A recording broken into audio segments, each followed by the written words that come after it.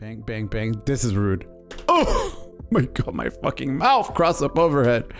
That's fucking disrespectful. Don't do that shit to me. Let's just get right into it.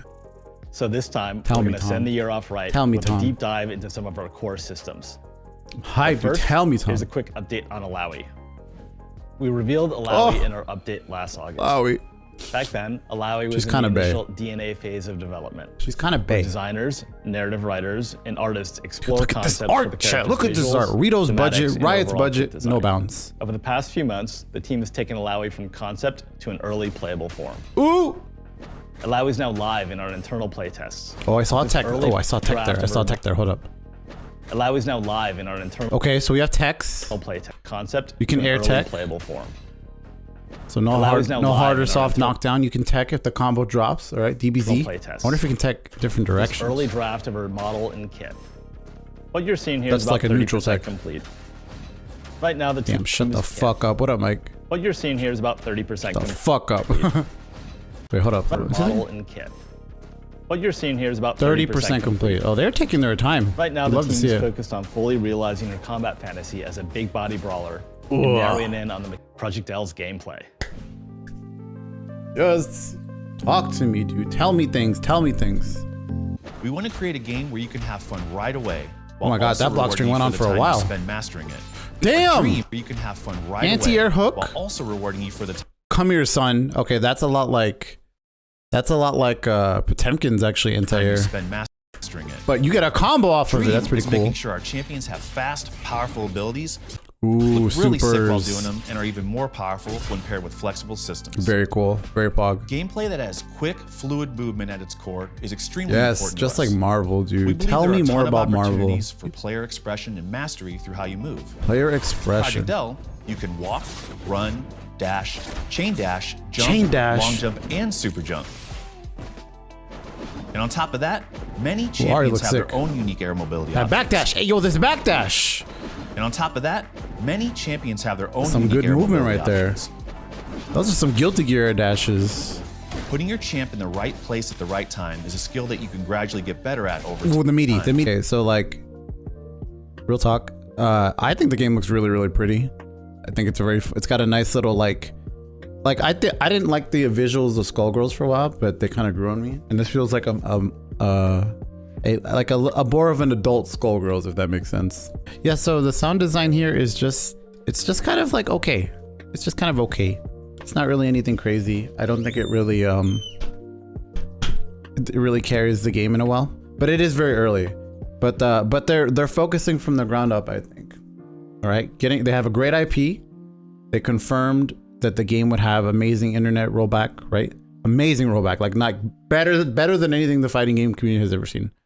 And then on top of that, they're working on the gameplay first. We are in a current stage in fighting games where having an IP like Riot is kind of huge. Could actually change the dynamic in the landscape of the FGC in a colossal way. There is an entire ecosystem built out of League of Legends and games of the like, such as Dota, of coaches, I talked about this earlier, of coaches, of professional players, of commentators, of people behind the scenes production and esports teams. And it's crazy, like with big money contracts, right? I'm not going to say that fighting games will reach the level of like Faker and Caps from esports. These are like professional league players. I'm not gonna say that fighting game players will be reaching contracts of that level, but it's kind of wild to think that like this IP is now migrating, putting their toes into the fighting game community, right? Like, why wouldn't you see sponsored esports teams with two players, you know, back and forth? Damn, we have Sonic Fox and Kill Sage, the greatest duo right now. The Ari Jinx mains themselves are unstoppable. They're unstoppable. Who can challenge them? And lo and behold, I heard Justice and Cloud 805 out of nowhere with their Darius Echo duo putting up quite a challenge in winners finals. This is intense, you know, like, you know, like it doesn't matter. Like the possibilities are so endless. It's something to think about like that. And I for one am looking forward to it. You know, this emergence of what possibly could be a home, right? Like a whole a whole environment, again, an ecosystem that fighting games can thrive in. You know, assist actions, handshake tag, and then dynamic save. So assist actions, I think the easiest way to explain it for everyone, these are just, it's Marvel assists, but more of like, I guess, BB tag. So they have 2 directionals. Oh, technically 3, right? Because there's like, we'll say left, I don't know, and then right, and then back a little bit. Oh, they changed the name of handshake tag? Yeah. So there's 1 assist, probably like forward, back maybe, and then they even said this one would be just holding the input. So technically 3 assists, BB tag style. In Marvel you only get the 1, but you know, doesn't mean you can't play with more. You can't conceptualize using more than 1, right? Because you have 3 assists to pick from. This game just gives you 3 outright. So honestly, you know, it'll be an interesting situation where you have 3 assists now, but they're used all at once. So unlike DBZ or Marvel, there's less of a choice to make, right? Because you get all 3. So I wonder if that'll bring up some of the value of characters to a point where like you can always see them in meta. I think that's a cool concept, right? Like if you have 3 different assists, then ideally, you know, 1 of them should be good. So if you like the rest of the character's kit, ideally, as long as 1 of them are good, they're playable. You don't have to use that at all. Then there's, you know, handshake tag. I think universally agreed. I think handshake tag is universally agreed to be a terrible name. Anyone can tell me otherwise. People in the comments tell me otherwise, but that sounds like a pretty crummy name for this. But they're not set in stone, and they're worth changing it. But that's more of like the someone said BB tag, right? So you do some sort of input, and then you tag yourself in.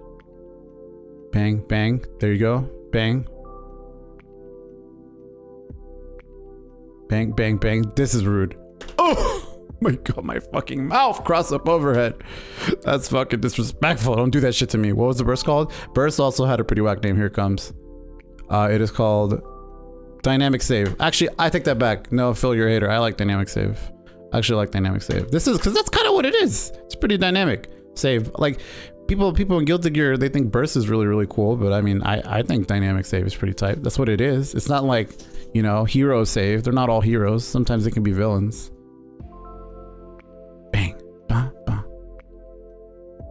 Our dream is making sure. So as someone who's played League of Legends extensively, and there's a few people that have this perception, but you know, as a fighting game player who's also played a lot of League of Legends, I can tell you a few things about these characters. So first of all, Darius is considered a bruiser, right? Plays top lane.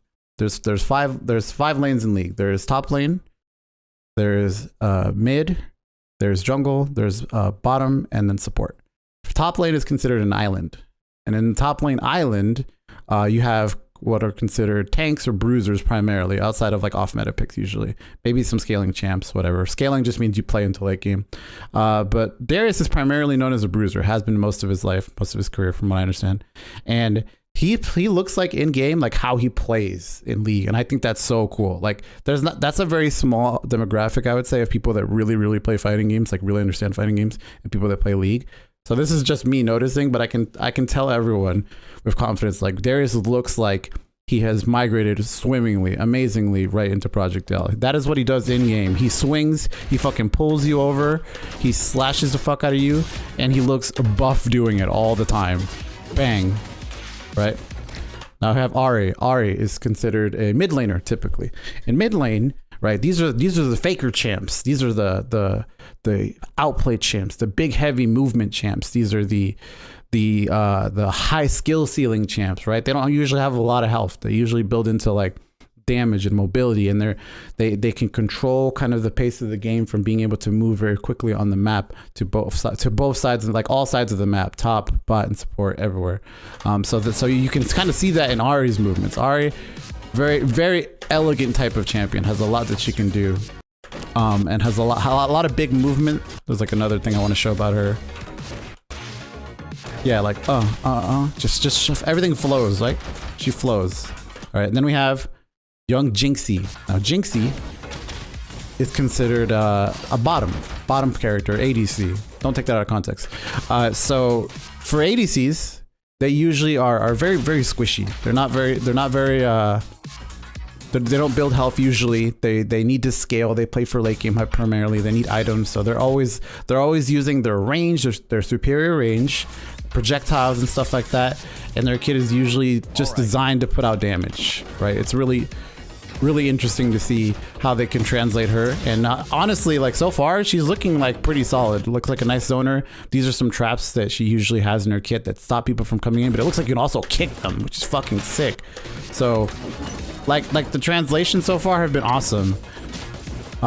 We got Echo here. Echo, another mid laner, so same deal. Outplay champions, build high damage. Like movement is a big part of their kit and stuff, and you can kind of see that here. Look, like just got a little fucking like cap cartwheel roll and leaves a shadow behind. Bang, like long combos in the air. That sounds exactly what we want. It sounds like exactly what we want.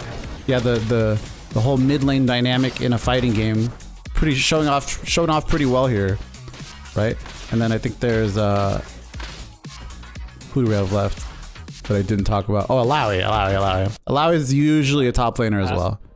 Usually a top laner as well. And that means like kind of slower, like lumbering types of movements. This kind of range that she has with her, she's kind of the tentacle goddess. There's probably more lore there, to be honest, but she can control the spirit that basically you can see has all these little tentacles and shit, so that gives her a little more range. But they even said grappler. She's a grappler. She putting hands on you, you know, so top lane status. Anyway, that's kind of my take on it. It looks like this game is a big love child of Battle for the Grid and Blaze Blue Tag, which basically took a lot of their elements from Marvel as well, from UMBC 3. And then, look, I would say like Dynamic Save is a lot like Burst, so maybe from Guilty Gear, arguably from DBZ. Mostly from Guilty Gear though, I'd say. The movement right here. That backdash is kind of okay, but check this out. Ari's backdash. Look at this backdash. She's out. She's out. That's when I knew the game's gonna be a little faster. The game, we got some movement in this game. The juke. And big movement means really cool plays. It means flashy spacing. That's what I want to say.